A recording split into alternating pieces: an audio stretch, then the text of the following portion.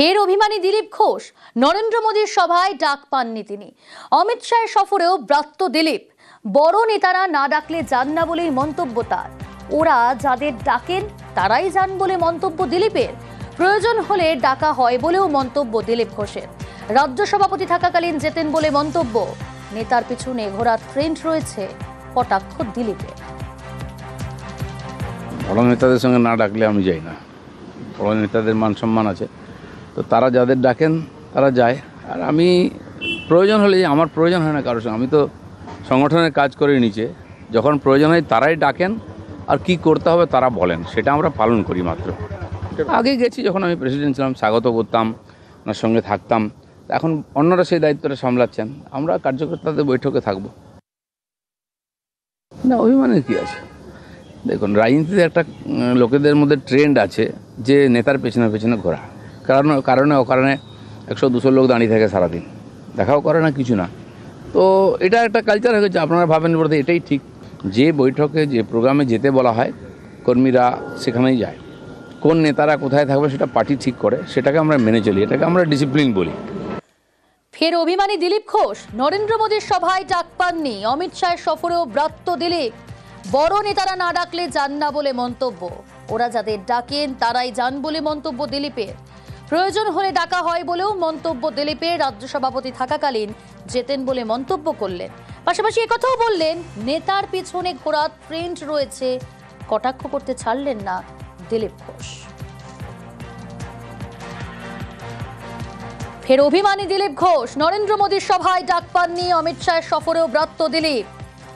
তার মন্তব্য, বড় নেতারা না ডাকলে যান না, ওরা যাদের ডাকেন তারাই যান বলে মন্তব্য দিলীপের। কি বলছেন দিলীপ ঘোষ, আরো একবার শোনাই আপনাদের।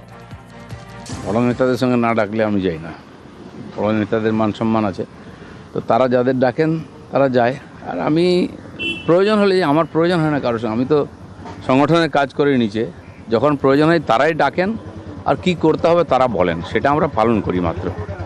আগে গেছি, যখন আমি প্রেসিডেন্ট ছিলাম, স্বাগত করতাম, ওনার সঙ্গে থাকতাম। এখন অন্যরা সেই দায়িত্বটা সামলাচ্ছেন, আমরা কার্যকর্তাদের বৈঠকে থাকব না। অভিমানের কী আছে? দেখুন, রাজনীতিতে একটা লোকেদের মধ্যে ট্রেন্ড আছে যে নেতার পেছনে পেছনে ঘোরা। কারণে অকারণে 100-200 লোক দাঁড়িয়ে থাকে সারাদিন, দেখাও করে না, কিছু না। তো এটা একটা কালচার হয়ে গেছে। আপনারা ভাবেন বলতে এটাই ঠিক, যে বৈঠকে যে প্রোগ্রামে যেতে বলা হয় কর্মীরা সেখানেই যায়।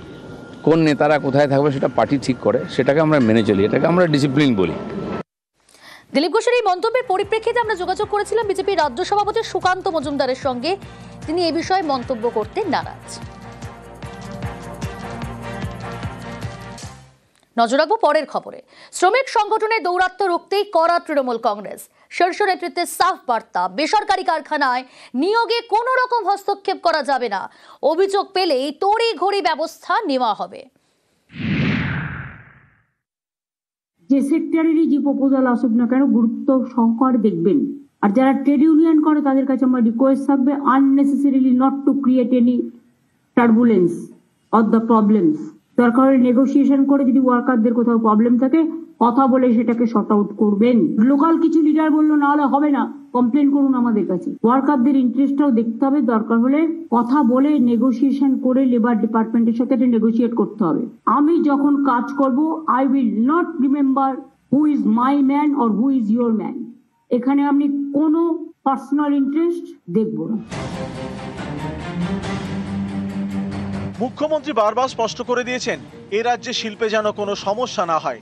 নিয়োগ হোক বা অন্য কোনো ইস্যু, শ্রমিক ইউনিয়নের হস্তক্ষেপ কোনোভাবেই বরদাস্ত করা হবে না।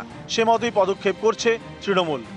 যারা শিল্প গড়তে আসছেন তাদের কারখানা, প্রোডাকশন, তাদের সিস্টেমটায় তারা যাতে স্বাধীন এবং স্বচ্ছভাবে কাজ করতে পারেন, সেটা দেখার জন্য মমতা বন্দ্যোপাধ্যায় সরকার একেবারে এই স্বচ্ছতায় জোর দিয়ে অভিভাবকোচিত ভূমিকা পালন করছে। যতটা সম্ভব শিল্পে বিনিয়োগ, শিল্প প্রোডাকশনের মধ্যে রাজনীতি কম থাকে তত ভালো। যেটা বাংলায় সিপিএম তুলে দিয়েছিল, সেটা মমতা বন্দ্যোপাধ্যায় ধাপে ধাপে সেই স্বচ্ছতাটা ফিরিয়ে আনছেন। পশ্চিম বর্ধমানের দুর্গাপুর, পূর্ব মেদিনীপুরের হলদিয়া কিংবা উত্তর 24 পরগনার বারাকপুর, রাজ্যের বিভিন্ন শিল্পাঞ্চলে নানা সময়ে নেতাদের বিরুদ্ধে মাতব্বরির অভিযোগ উঠেছে। বিভিন্ন কারখানায় নিজেদের লোক ঢোকান নেতারা, এই অভিযোগ উঠেছে।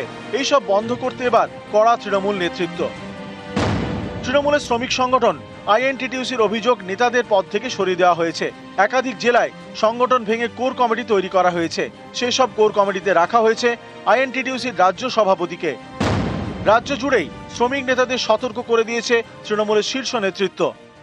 শিল্পাঞ্চলের প্রেক্ষিতগুলো অনেক রকম জটিল হয়, ফলে এগুলোকে সিপিএম দীর্ঘদিন ধরে সেখানে রুগ্নতা এনেছে, দীর্ঘদিন ধরে সেখানে দলবাজির একেবারে বীজমন্ত্র পুঁতে দিয়েছে এবং সেখানে বিভিন্ন ধরনের অভিযোগে ভরে আছে। যে রোগে যা যা ওষুধ দরকার সেগুলো মমতা বন্দ্যোপাধ্যায়ের দল, সরকার, প্রশাসন দিচ্ছে।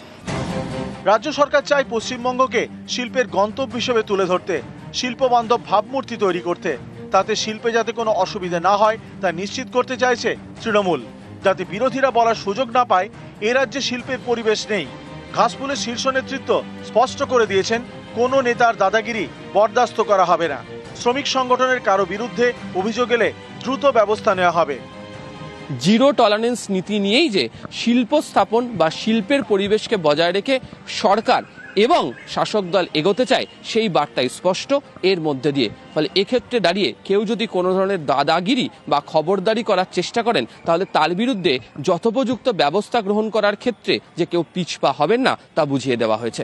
ক্যামেরা কুণাল চৌধুরীর সাথে আবির ঘোষাল, নিউজ 18 বাংলা, কলকাতা। ডেঙ্গি রোধে জোর বাঁকুড়ায়, সেখানে পুরসভার তরফ থেকে উদ্যোগ নেওয়া হয়েছে। বর্ষার আগে বাঁকুড়া শহরে ডেঙ্গির প্রকোপ। বাঁকুড়া শহরে ডেঙ্গিতে আক্রান্ত 2। আরো ডিটেল জানাবে ও প্রিয়ব্রত রয়েছে আমার সঙ্গে। প্রিয়ব্রত, পুরসভার তরফ থেকে কি কি উদ্যোগ নেওয়া হলো? দেখো, পুরসভার তরফ থেকে যে স্বাস্থ্য দপ্তর কর্মীরা রয়েছে তারা বাড়ি বাড়ি যাচ্ছেন এবং যে ওয়ার্ডগুলিতে মূলত 10 এবং 15 নম্বর ওয়ার্ডে 2 জন আক্রান্ত হয়েছেন ডেঙ্গিতে ইতিমধ্যে। এবং তুমি জানো যে এখনো পর্যন্ত বর্ষা আসেনি বাঁকুড়াতে, কিন্তু যে 2 দিনের বৃষ্টি হয়েছে সেই বৃষ্টির ফলে জমা জল থেকে এই ধরনের ডেঙ্গির প্রকোপ সেটা কিন্তু পৌরসভার পক্ষ থেকে বলা হয়েছে। এবং পৌরসভার পক্ষ থেকে তৎপরতা দেখা গিয়েছে, বিভিন্ন যেসব ওয়ার্ডগুলি রয়েছে সেই ওয়ার্ডগুলিতে স্বাস্থ্যকর্মীরা যাচ্ছেন, পৌরসভার কর্মীরা যাচ্ছেন, তারা বলছেন, মানুষকে সচেতন করছেন যে জমা জল প্রভাবে রাখতে দেওয়া চলবে না। এর পাশাপাশি যে ডেঙ্গি নিরোধক যে স্প্রে বা মশা মৃত্যু হয় এমন স্প্রে, সেই স্প্রে কিন্তু ছড়ানো হচ্ছে, অন্যদিকে ব্লিচিং দেওয়া হচ্ছে।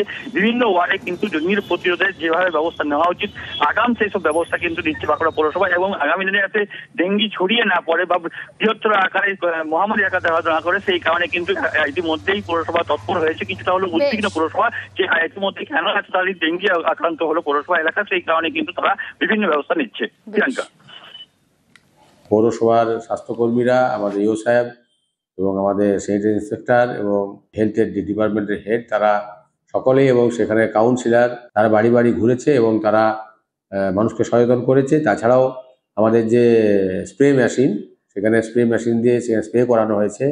আমরা যথাযথ ব্যবস্থা গ্রহণ করছি যাতে আর ডেঙ্গু না বাড়ে। নিউজ 18 বাংলার খবরের জেরে রায়দিঘিতে নদী বাঁধ মেরামত। রায়দিঘির মণি নদীর বাঁধ সারায়, মণি নদীর বাঁধে পাটুলের খবর দেখায় নিউজ 18 বাংলার। খবরের পরে বাঁধ মেরামতিতে তৎপরতা। আনিসুদ্দিন রয়েছে আমার সঙ্গে, আরো ডিটেল জানাবে আনিসুদ্দিন। একেবারেই দেখো, রায়দিঘি বিধানসভার যে মণি নদীর বাঁধ রয়েছে সিংহেরগেরি এলাকায়, সেখানে কিন্তু দুর্যোগ আশঙ্কায় নদী বাঁধে ফাটল দেখা দিয়েছিল, জানিয়ে কিন্তু চিন্তার ভাঁজ পড়েছিল এলাকার বাসিন্দাদের কপালে। এবং এই ঘটনায় গত বৃহস্পতিবার নিউজ 18 বাংলা এই খবর সম্প্রচার করেন এবং এরপরেই নড়ে চড়ে বসেন জেলা প্রশাসন। জেলা প্রশাসনের নির্দেশেই এবং ব্লক প্রশাসনের উদ্যোগেই এই যে ভাঙা এবং ফাটল বাঁধ, সেই বাঁধ কিন্তু মেরামত করা হয়, যেখানে সাময়িকভাবে একেবারেই বস্তা দিয়ে এবং মাটি দিয়ে তার উপর প্লাস্টিক চাপিয়ে এই বাঁধ মেরামত করা হয়েছে। এর ফলে কিন্তু অনেকটাই খুশি এলাকার বাসিন্দারা, তারা একটু স্বস্তির নিঃশ্বাস নিচ্ছে। কিন্তু তাদের দাবি যে স্থায়ীভাবে এই বাঁধ নির্মাণ করা হলে অনেকটা ভালো হবে।